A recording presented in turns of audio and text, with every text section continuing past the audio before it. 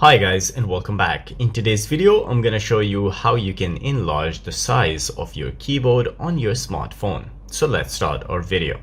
So first I will show you that how my keyboards look. As you can see, the size of the keyboard is this much. If I want to enlarge that one, so what I'm gonna do, follow these steps and you will be able to do it as well.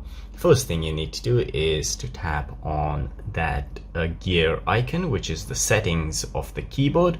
Once you are in the settings, you need to scroll a bit where you will find the option signs and transparency. All you need to do is to tap on it, and here you will see the size of your current keyboard. All you need to do is to drag it up.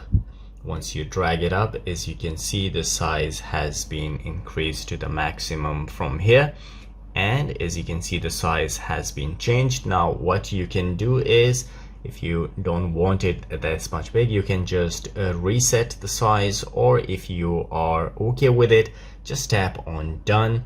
And now if I go back, and as you can see, the size has been increased significantly.